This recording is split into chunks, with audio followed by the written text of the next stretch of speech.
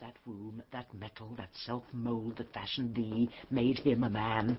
And though thou livest and breathest, yet art thou slain in him. Thou dost consent, in some large measure, to thy father's death, in that thou seest thy wretched brother die, who was the model of thy father's life. Call it not patience, thought, it is despair. In suffering thus thy brother to be slaughtered, thou showst the naked pathway to thy life, teaching stern murder how to butcher thee. That which in mean men we entitle patience is pale, cold cowardice in noble breasts. What shall I say? To safeguard thine own life, the best way is to venge my Gloucester's death. God's is the quarrel.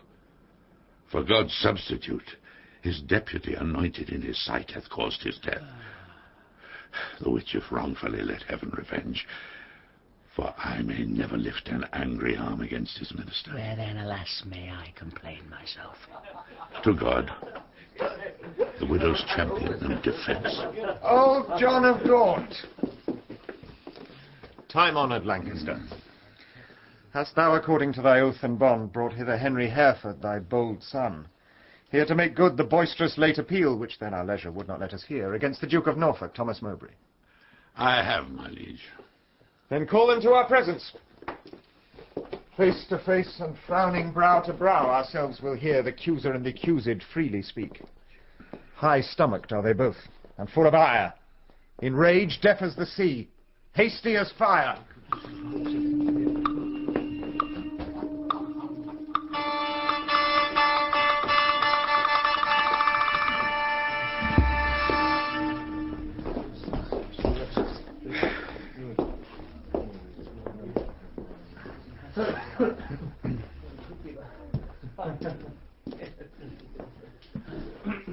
Many years of happy days befall, my gracious sovereign, my most loving liege. Each day still better others' happiness, until the heavens, envying earth's good hap, had an immortal title to your crown. We thank you both. Yet one but flatters us, as well appeareth by the cause you come, namely to appeal each other of high treason. Cousin of Hereford, what dost thou object against the Duke of Norfolk, Thomas Mowbray? First, heaven be the record to my speech. In the devotion of a subject's love, tendering the precious safety of my prince, and free from other misbegotten hate, come I, appellant to this princely presence.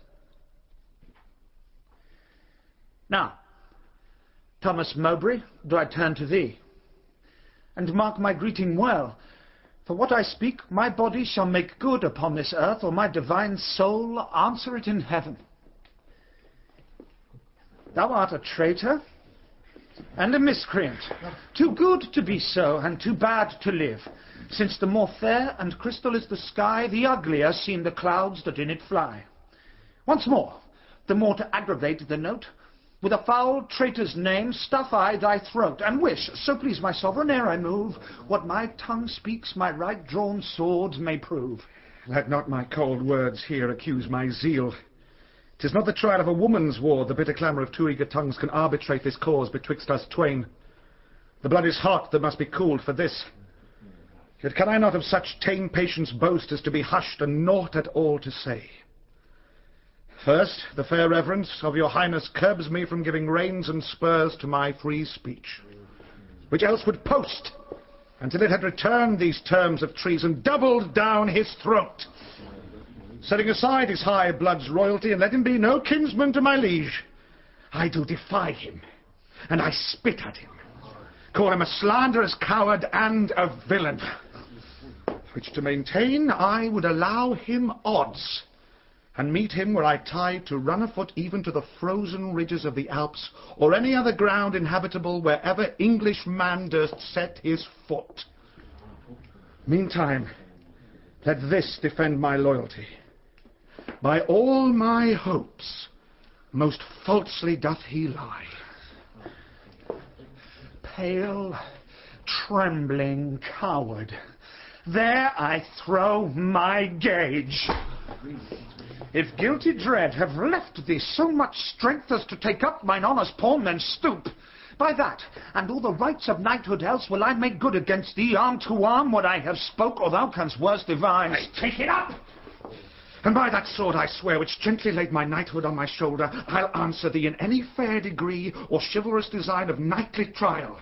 And when I mount, alive may I not light, if I be traitor or unjustly fight. What doth our cousin lay to Mowbray's charge?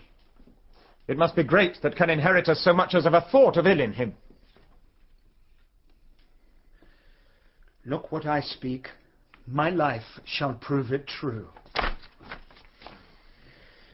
That Mowbray hath received 8,000 nobles in name of lendings for your highness soldiers, the which he hath detained for lewd employments like a false traitor and injurious villain.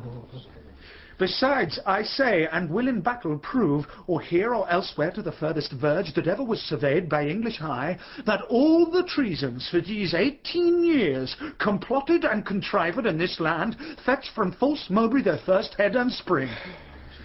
Further I say, and further will maintain upon his bad life to make all this good, that he did plot the Duke of Gloucester's death, suggest his soon-believing adversaries, and consequently, like a traitor coward, sluiced out his innocent soul through streams of blood. How high a pitch his resolution soars. Thomas of Norfolk, what sayest thou to this? Oh, let my sovereign turn away his face, and bid his ears a little while be deaf, till I have told this slander of his blood, how God and good men hate so foul a liar. Mowbray, impartial are our eyes and ears. Were he my brother, nay, my kingdom's heir, as he is but my father's brother's son. Now by my sceptre's oar I make a vow, such neighbour nearness to our sacred blood should nothing privilege him, nor partialize the unstooping firmness of my upright soul. He is our subject, Mowbray.